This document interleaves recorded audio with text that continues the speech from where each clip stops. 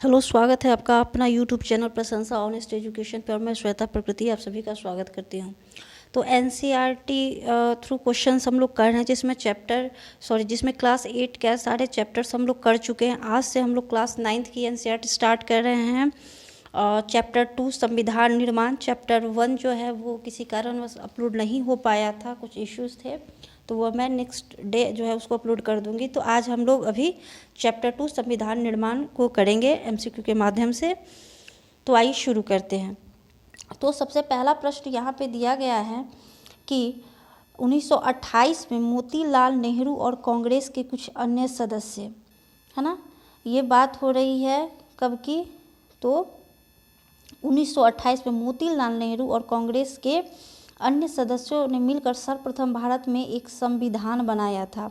तो आपको एक चीज़ पता है कि कांग्रेस की स्थापना कब हुई थी? तो कांग्रेस की स्थापना हुई थी 1885 में। ये चीज़ हम याद रखेंगे, ठीक है। और इसके प्रथम अध्यक्ष कौन बने थे? तो A.O. ह्यूम इसके प्रथम अध्यक्ष थे, ये भी याद रखेंगे। तो फर्स्ट स्टेटमेंट ये कह रहा है। सेकंड क्या कह रहा है कि मोतीलाल नेहरू द्वारा बनाए गए संविधान में सार्वभौम वयस्क मताधिकार की बात शामिल थी, यानी कि सभी को वयस्क मताधिकार जो है वो मिलना चाहिए, ये बात थी। थर्ड स्टेटमेंट क्या कह रहा है कि 1931 के कराची अधिवेशन में संविधान की एक रूपरेखा तैयार की गई थी। तो यहाँ पे जो है कांग्रेस का अधिवेशन चलता है, प्रत्येक साल अधिवेशन होता है, तो उसी में 1931 का कांग्रेस का अधिवेशन चल रहा था, जिसमें अध्यक्ष थे वल्लभ भाई पटेल। अध्यक्ष कौन थे? तो वल्लभ भाई पटेल जो थे कांग्रेस के अध्यक्ष थे, जो 1931 में कहाँ हुआ था अधिवेशन? कराची में। इसको याद रखेंगे, मेरा एक कांग्रेस के अधिवेशन पे एक वीडियो है, उसको आप लोग जा कर के देख सकते हैं। तो वल्लभ भाई जो पटेल इसके अध्यक्ष थे और इनका पूरा सरदार की इनको उपाधि दी गई थी, तो तब से इनको सरदार वल्लभ भाई पटेल के नाम से जाना जाता है। बारदोली की महिलाओं ने इनको सरदार की उपाधि दी थी, इसको याद रखेंगे, ठीक है। तो कराची अधिवेशन में संविधान की एक रूपरेखा रखी गई थी। यहाँ पे हमें यह पता करना है कि सत्य कथन जो है वो कौन सा है, ठीक है। तो ये बात जो है 1928 वाली कि मोतीलाल नेहरू ने कांग्रेस के कुछ अन्य सदस्यों द्वारा मिलकर सर्वप्रथम एक संविधान बनाया था, तो ये जो है बिल्कुल ये कथन एकदम सही, करेक्ट है। और ये भी सही है कि मोतीलाल नेहरू ने सार्वभौम वयस्क मताधिकार की बात इसमें कही थी, ठीक है। और थर्ड स्टेटमेंट जो कह रहा है कि 1931 में कराची में जो भारतीय राष्ट्रीय कांग्रेस का जो अधिवेशन हुआ था, उसमें संविधान की एक रूपरेखा दी गई थी। तो ये तीनों स्टेटमेंट सही है। इस दृष्टिकोण से देखेंगे तो सी वाला ऑप्शन जो है वो सत्य कथन पूछ रहा है कि सत्य कथन जो है वो कौन सा है, तो इसमें हो जाएगा आपका डी। ये सारे कथन आपके जो है वो क्या है, तो सही है। डी ऑप्शन हम टिक करेंगे। कौन सा ऑप्शन टिक करेंगे? तो ये डी वाला ऑप्शन, सारे कथन सही है, ठीक है। अब हम लोग आते हैं क्वेश्चन नंबर 2 को देखते हैं। संविधान निर्माता से संबंधित कथनों पर विचार कीजिए। तो फर्स्ट स्टेटमेंट क्या कह रहा है कि संविधान सभा में अनेक सदस्य थे, है ना, जो कांग्रेसी नहीं थे। संविधान सभा में ऐसे अनेक सदस्य थे जो कांग्रेसी नहीं थे, ठीक है। तो यहाँ पर भी कौन चीज़ का पता करना है? सत्य कथन का पता करना है। तो पहला स्टेटमेंट जो है वो सही बात है कि सारे अनेक सदस्य थे, वो कांग्रेस नहीं थे बल्कि कुछ अन्य सदस्य भी थे, तो पहला तो सही है। सेकंड स्टेटमेंट क्या कह रहा है कि संविधान सभा में समाज के अलग अलग समूहों का प्रतिनिधित्व था, है ना। तो ये भी स्टेटमेंट जो है ये भी आपका बिल्कुल सही है कि अलग अलग समूह का प्रतिनिधित्व लोग जो है संविधान सभा में जो सदस्य थे वो करते थे, ठीक है। थर्ड क्या कह रहा है कि संविधान सभा के सदस्यों की विचारधारा एक समान थी, है ना। तो ये जो है सो स्टेटमेंट सही नहीं है।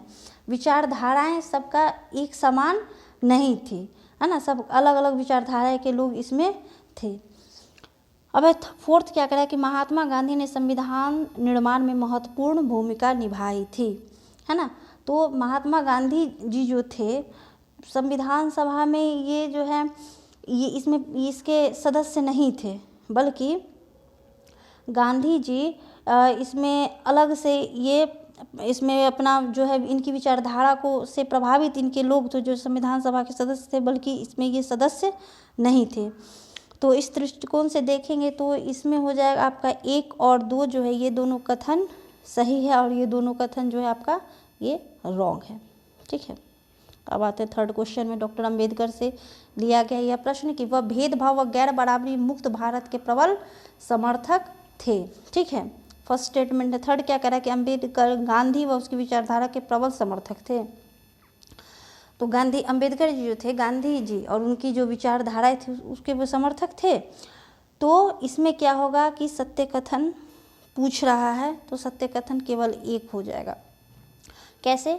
तो भेदभाव व गैर बराबरी मुक्त भारत के डॉक्टर अंबेडकर और गांधी जी ये दोनों समर्थक थे कि बिना भेदभाव का और गैर बराबरी मुक्त जो है वो भारत हो, है ना। और सेकंड क्या है, लेकिन दोनों की विचारधाराओं में बहुत अंतर थे। गांधी जी और अंबेडकर जी की जो विचारधाराएं थी दोनों में बहुत अंतर था। गांधी जी जहाँ कर्म सिद्धांत में विश्वास रखते थे, है ना, गांधी जी का जहाँ मानना था कि व्यक्ति जिस वर्ग में जन्म लेता है उसे उसी वर्ग के कर्तव्यों का पालन करना चाहिए, है ना, और आगे बढ़ते रहना चाहिए। बल्कि अंबेडकर जी इसका कड़ा विरोध करते थे। जैसे मान के चलिए जो भी कास्ट में नाई में कोई है तो उसको हजामत करना चाहिए, है ना। तो इस तरह से जो है वो ये गांधी जी की ऐसी विचारधाराएं थी। लेकिन जो पुरोहित है, ब्राह्मण है, उसको वो पुरोहित वाला काम करना चाहिए। तो इस दृष्टिकोण से देखा जाए तो गांधी जी इसके बिल्कुल इसका समर्थन नहीं करते थे बल्कि विरोध करते थे। इस दृष्टिकोण से जो है दूसरा कथन गलत है। चलिए अब हम लोग आते हैं क्वेश्चन नंबर 4 में। अब संविधान की उद्देशिका से संबंधित यह प्रश्न है कि यहाँ पे जो है शब्दों को सही क्रम में व्यवस्थित कीजिए। शब्दों को सही क्रम में व्यवस्थित कीजिए। तो पहला है समाजवादी, पंथ निरपेक्ष, गणराज्य, लोकतंत्र, प्रभुत्व संपन्न। इसको कैसे आप करिएगा? तो संविधान की उद्देशिका में प्रयुक्त सही क्रम कैसे होगा? तो सबसे पहले आपका आ जाएगा प्रभुत्व संपन्न। क्या आ जाएगा? पहला नंबर 1 हो जाएगा प्रभुत्व संपन्न। ठीक है, नंबर 1। 5वां उसके बाद क्या हो जाएगा आपका समाजवादी हो जाएगा, ये नंबर 2, यानी कि ये होगा आपका बी वाला। उसके बाद आपका हो जाएगा पंथ निरपेक्ष, है ना। फिर हो जाएगा लोकतंत्रात्मक, उसके बाद हो जाएगा गणराज्य, है ना। तो इस तरह हम लोग देखेंगे तो पहला ये हो जाएगा और उसके बाद दूसरा ये होगा, ये हो जाएगा तीसरा और चौथा हो जाएगा। इस तरह से आप लोग देखेंगे तो ये करेक्ट है।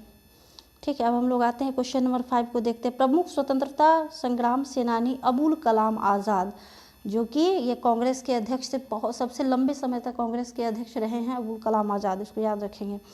तो इनकी विशेषता के संदर्भ में प्रश्न पूछा गया है। तो ये शिक्षाविद भी थे, लेखक भी थे, धर्मशास्त्र के ज्ञाता भी थे और अरबी के ये जो थे क्या थे, विद्वान भी थे। इस तरह हम लोग देखेंगे तो पाएंगे कि इसमें क्या है कि सारे कथन जो हैं वो सब के सब सही है। और ये 1940 से 45 के बीच, 1940 से लेकर के 45 के बीच ये कांग्रेस के अध्यक्ष रहते हैं और सबसे लंबे समय तक के अध्यक्ष यही रहते हैं। अब आते हैं हम लोग क्वेश्चन नंबर 6 की तरफ। यहाँ पे दिया गया हुआ है आपका मैचिंग संबंधित प्रश्न है। तो वल्लभ भाई पटेल, तो वल्लभ भाई पटेल जो थे वह यहाँ पे है सुमिलित करना है। तो ये जो थे आपका अंतरिम सरकार में गृह सूचना व प्रसारण मंत्री थे, तो ये बिल्कुल सही है। सेकंड क्या है, राजेंद्र प्रसाद संविधान सभा के अध्यक्ष, ये भी सही है।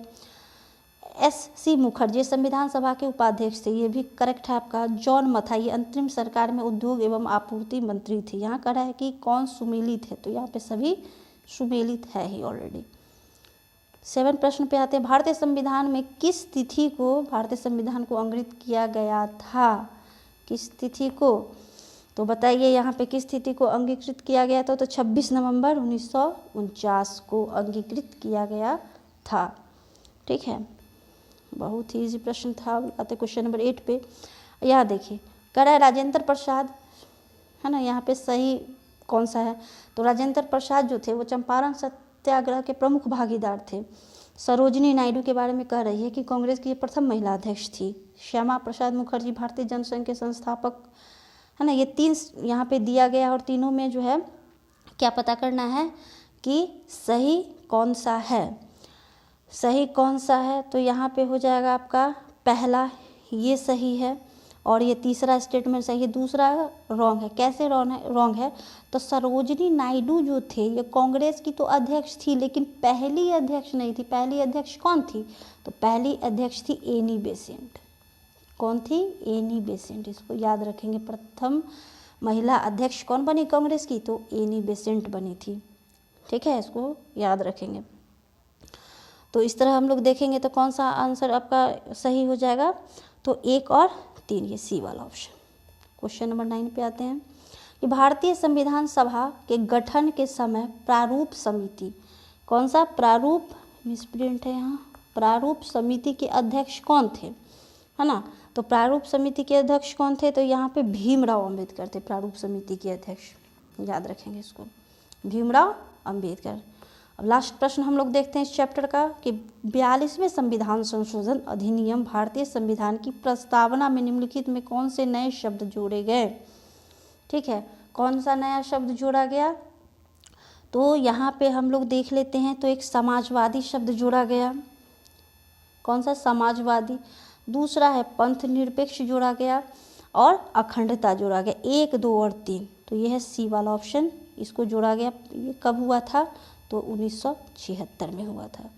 42वां संविधान संशोधन 1976 में हुआ था। ठीक है, इसको याद रखेंगे। तो आज जो है चैप्टर हम लोग 2 किए हैं, है ना? तो चैप्टर 1 आपका अपलोड नहीं हुआ, वो कल अपलोड हो जाएगा। और इसी के साथ जो है धन्यवाद। आप लोग निरंतर जो है अपनी पढ़ाई जारी रखिए। आज के इस वीडियो में इतना ही। धन्यवाद।